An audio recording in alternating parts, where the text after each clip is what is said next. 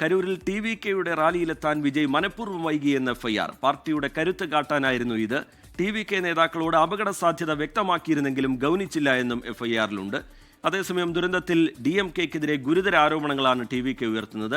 വ്യാജ പ്രചാരണം നടത്തരുതെന്നും എല്ലാവരും ഉത്തരവാദിത്തത്തോടെ പെരുമാറണമെന്നും മുഖ്യമന്ത്രി MK സ്റ്റാലിൻ വീഡിയോ സന്ദേശത്തിലൂടെ പറഞ്ഞു.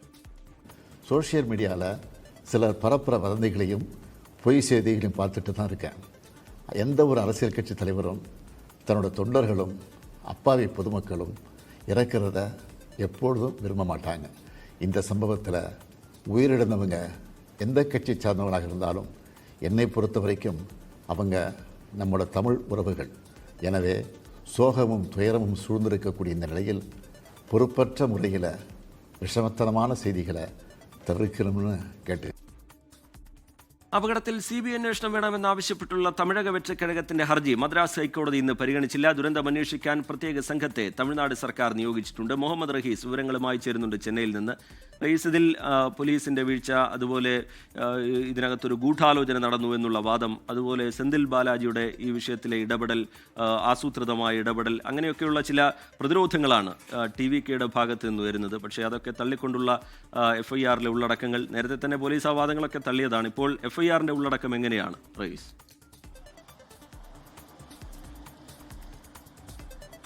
TK വിജയെയും TVKയും വലിയ തോതിൽ പ്രതിരോധത്തിലാക്കുന്ന, വലിയ തോതിൽ വിമർശിക്കുന്ന തരത്തിലുള്ള ഒരു FIR ആണ് ഇപ്പോൾ പുറത്തു വരുന്നത്. അവരെ പ്രതിസ്ഥാനത്ത് നിർത്തുന്ന, അവരറിഞ്ഞുകൊണ്ട് കൂടി ഉണ്ടായ ഒരു അപകടം എന്ന നിലയിലേക്ക് കാര്യങ്ങളെ എത്തിക്കുന്ന രീതിയിലാണ് FIR-ലെ വിവരങ്ങൾ പുറത്തു വരുന്നത്.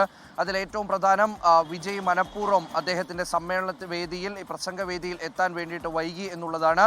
വിജയ് ഈ പ്രസംഗത്തിനായി തീരുമാനിച്ചിരുന്ന സ്ഥലത്തേക്ക് എത്താൻ വളരെ വൈകിട്ടാണ് അദ്ദേഹം എത്തിയത്. അതിനുശേഷം മനഃപൂർവ്വം അവർ പലയിടത്തും വാഹനം നിർത്തി തൻ്റെ ശക്തി തെളിയിക്കാൻ വേണ്ടി, പാർട്ടിയുടെ ശക്തി തെളിയിക്കാൻ വേണ്ടി വിജയ് അവസരം ഉപയോഗിച്ചുകൊണ്ട് പല സ്ഥലങ്ങളിലും വാഹനം നിർത്തി. ഇത് സമ്മേളന വേദിയിലേക്ക് വിജയ് എത്താൻ വൈകുന്നതിന് കാരണമായി.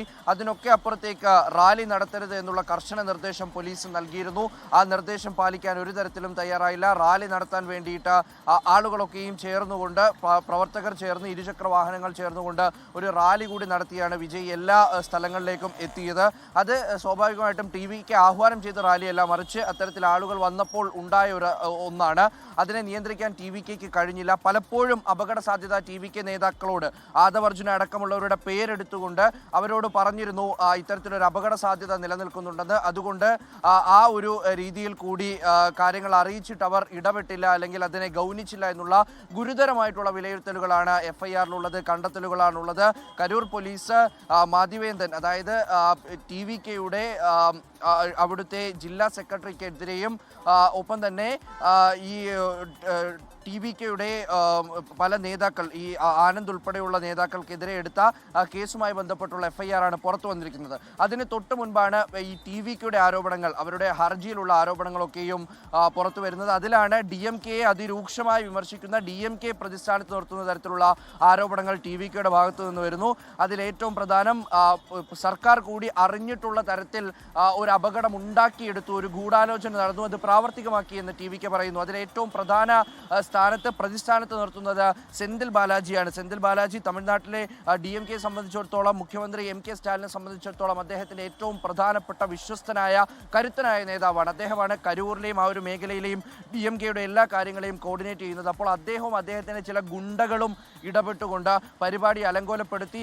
ലോകത്തെവിടെയായാലും ഏത് സമയത്തും 24 വാർത്തകളും ഓഗ്മെന്റഡ് റിയാലിറ്റി പാക്കേജുകളും എക്സ്പ്ലെയിനറുകളും വിശദമായി കാണാൻ ഞങ്ങളുടെ YouTube ചാനൽ നിങ്ങൾക്ക് സബ്സ്ക്രൈബ് ചെയ്യാം.